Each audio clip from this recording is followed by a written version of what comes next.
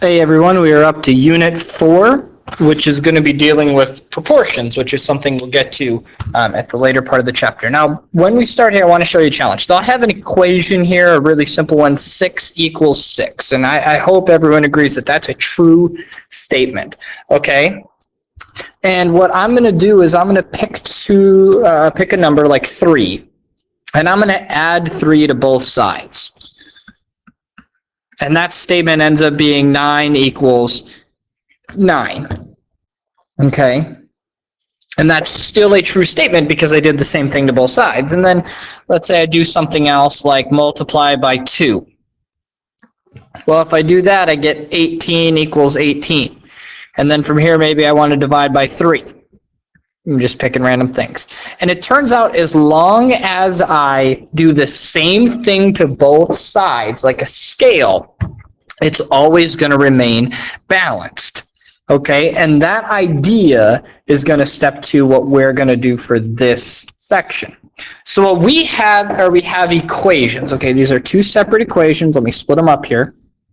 Okay, we're going to look at the one on the left first. And what we have is a number x, which could be anything. We don't know yet, but we want to find out what that x is going to be.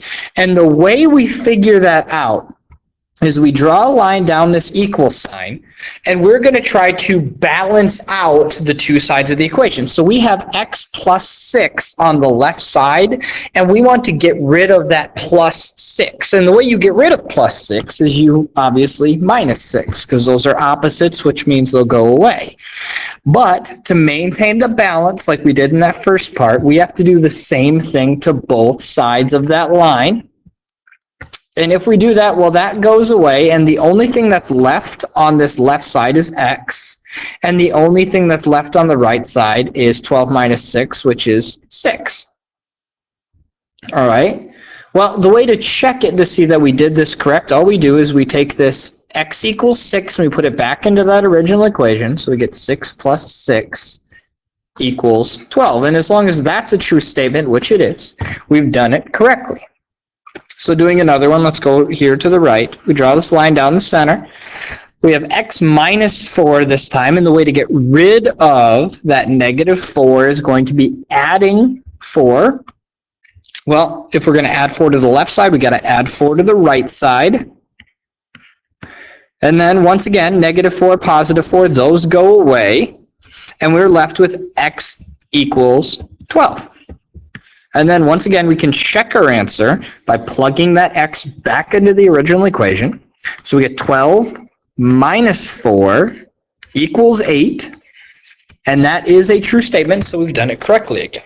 Okay, so before we start with more of these problems, step 1 is you want to draw a line down the equal sign. Okay, because that shows you the balance, which is the left side, which is the right side. Step 2, you always want to do the opposite. So if you have a plus 6, you want to minus 6. If you have a negative 4, you want to add 4. Okay, and those are adding and subtracting. Now, and then you just solve from there.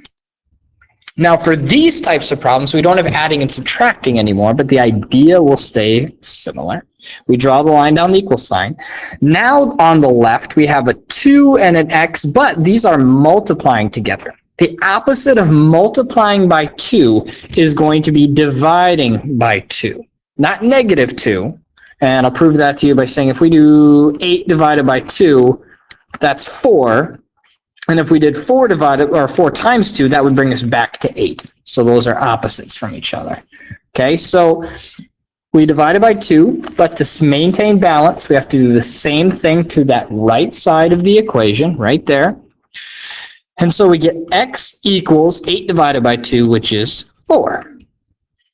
Now, to make sure that we've done it correctly, we can go back and check our answer. 2 times 4 is equal to 8.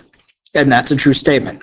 Now, right here, I'd like to talk about, I'm using x for everything just to be consistent, so it's a little easier to read, but that can be any variable. Just like in the last unit, it doesn't matter what variable you use. I like x, so I use x a lot. Okay, so on the right side, now we have x divided by 4, and the opposite of dividing by 4 is going to be multiplying by 4.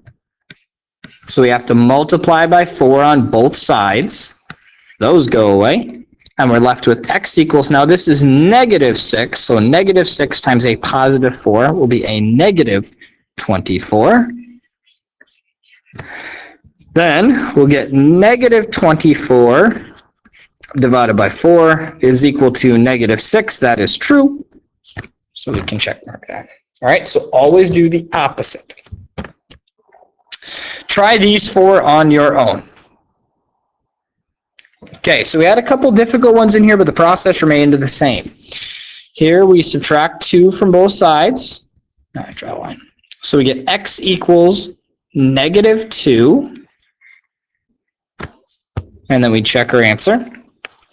Here, we'd get a fraction answer, which is totally fine.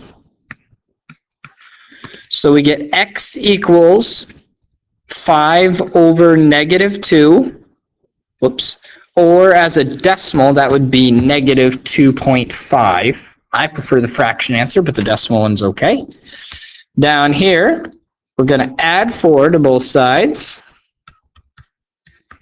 And so we get x equals 14. And the last one, we had a decimal in here, but the process stays the same. We're going to multiply by negative 3. And so we get x equals negative 6.3. Okay? Let's try a couple more, and then we are done. So, add 3 to both sides. X equals 8. We add 8 to both sides. X equals 4. We divide by 2 on both sides. Or 9, not 2. What am I thinking? X equals 2. And we divide by 11. So x equals 3. Now notice on some of these I didn't draw the line, some of them I did.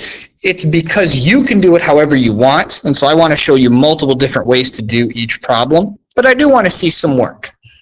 Okay? And that should be everything. All right, the assignment is posted on the website. Make sure you ask me questions if you need them.